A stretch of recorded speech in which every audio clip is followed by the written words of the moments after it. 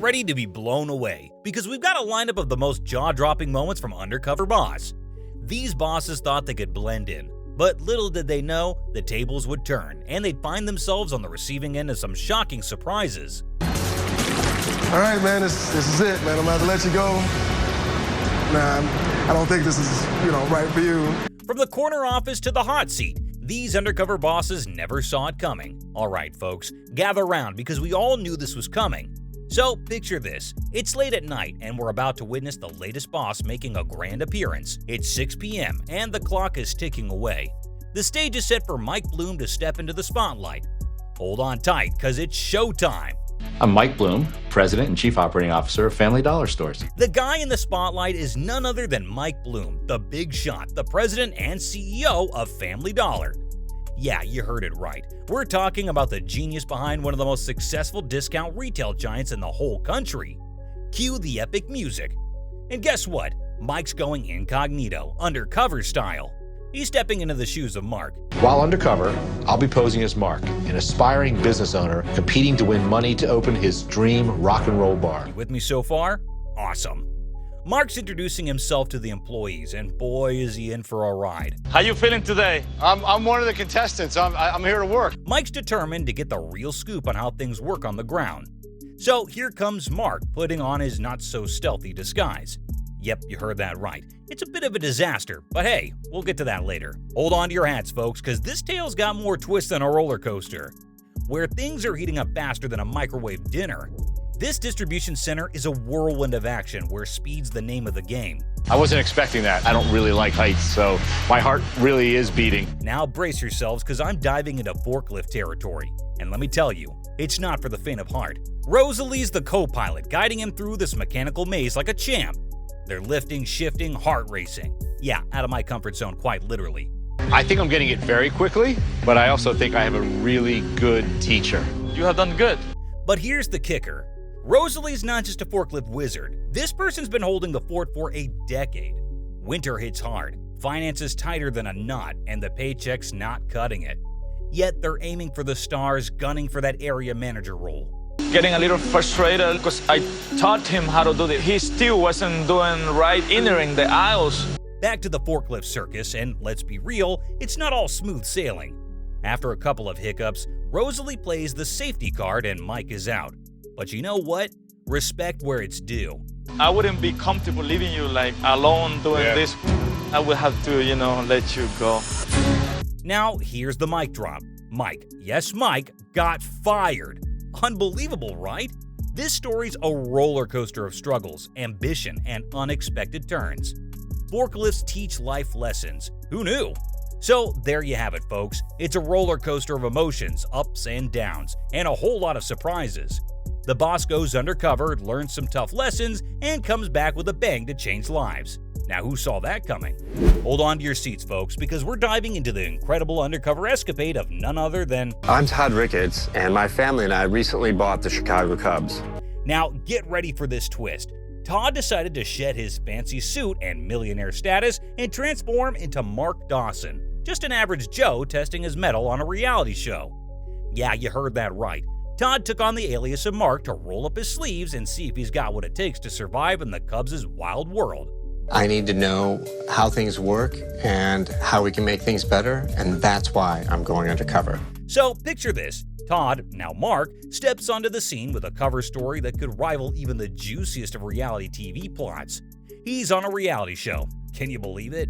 And what's his challenge? Working for none other than the legendary Chicago Cubs. Mark Dawson, the Rookie of the Year, is here to tackle the Major League of Baseball operations. I'm an out-of-work roofer, taking part in a reality show where I'm tested to see if I have what it takes to work for the Cubs. But wait, it gets better. Mark's first task? Drumroll, please. Cleaning the bathrooms at the iconic Wrigley Field. Yep, you heard that right. From boardroom to bathroom, Todd isn't afraid to get his hands dirty. I'm looking to see if the expansion that we put in is working, but also that we're able to maintain those bathrooms to keep them nice. Daryl, his trusty mentor for the day, shows him the ropes. Hose everything down, Daryl says, and Mark's nodding along like he's about to win the World Series.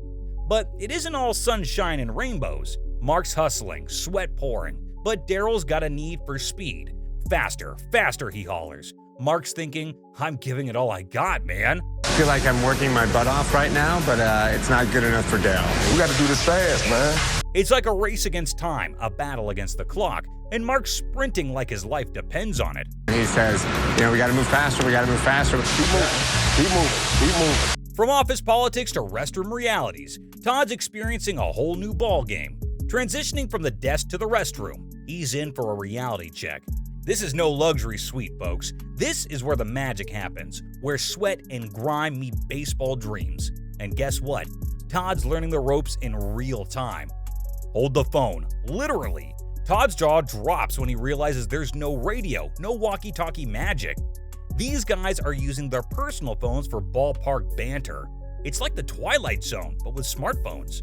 Todd's thinking, what kind of alternate universe did I step into? I was super surprised to see that these guys were using their personal cell phones. But let's get real. Todd's no bathroom whisperer. In fact, he's making more mistakes than a rookie at their first game.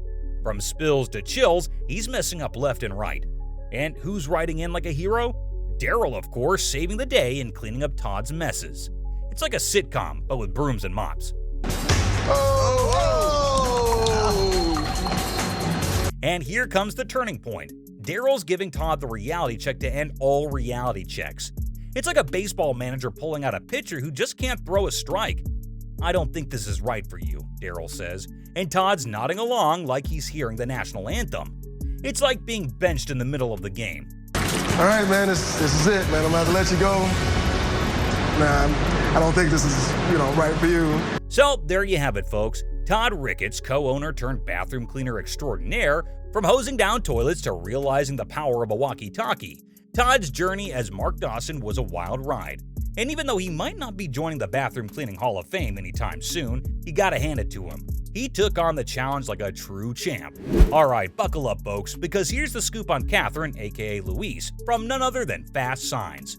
I'm Catherine Monson. I'm the president and CEO of Fast Signs International. Now, hold on to your hats, because guess what? Catherine, the big cheese and head honcho, got down and dirty on the show Undercover Boss. Yeah, you heard me right. This high-up CEO decided to dive right into the trenches all covert style to get the lowdown on her own company. So there's Catherine doing well as Louise, and she's stuffing her things at Fast Signs like she owns the place.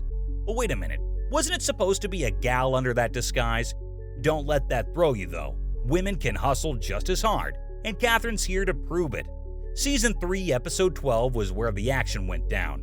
Catherine Monson, the big cheese herself, president and CEO of Fast Signs, slipped incognito into her own company. Why, you ask? To get the inside scoop, that's why. She wanted to jack up the efficiency and know the nitty-gritty about her employees. Get this, Catherine goes incognito as Louise, and boy was that a shocker for the staff. Picture this, nice to meet you, Catherine as Louise says, and you can almost hear the collective gasp. Wait a key, a woman? Yep, the cat's out of the bag, and it's turning heads. How did I know it was supposed to be a woman? Well, women can work too. Of course. But hold on to your socks, cause that ain't the juiciest part. Louise gets her hands dirty, and I'm talking hands-on with none other than Gary the installer. Tape measure and all, Louise gets down to business, or so she tries. But hey, no shame in admitting when you're no seasoned pro, right? Another damn air bubble. Oh, shoot. But don't let the oopsies fool you. Catherine's no pushover. She takes this job by the horns and gets that hands-on training, courtesy of the one and only Gary. Graphic installations? You betcha. Louise, or rather Catherine Undercover, gets the lowdown on the whole shebang. But here's the kicker. It's no walk in the park. Catherine realizes this ain't no piece of cake, and Gary's quick to remind her that this isn't your everyday sticker swap. She's kind of impatient. We all have the idea of stickers just peel and stick, and when it comes to something as a car... You can almost taste the tension when Catherine gets a taste of the real deal during an off-site gig with Gary. She's giving it her all, but turns out things go haywire. It's like a roller coaster of emotions, with Catherine teetering on the edge of her comfort zone. Gary ain't holding back either. Doing the strokes evenly, almost coating, because you almost jagged, you almost just rough. He lays it all out, highlighting every slip-up and fumble. It's like the reality check to end all reality checks. But don't throw in the towel just yet, because Catherine's got grit. Even with all the bumps and bruises, she ain't backing down. She's in it to win it, folks. Yet, even with all her determination, Catherine still got some rough edges to smooth out. Gary doesn't mince words, laying down the facts like it's no one's business. No sugarcoating here. It's all about hard truths and cold realities.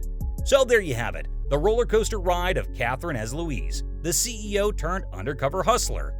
The desk job might be calling Louise's name, but you can bet she left her mark on fast signs, one sticker at a time. And that's a wrap, my friends. And there you have it, the most shocking moments where bosses took the plunge and went undercover, only to end up facing the unexpected, getting fired by their very own employees. So, which of these moments was your favorite? Drop them in the comments below. And if you enjoyed the video, don't forget to smash the like and subscribe if you haven't already. Stay tuned for more jaw-dropping episodes, because you never know when the boss is gonna come calling.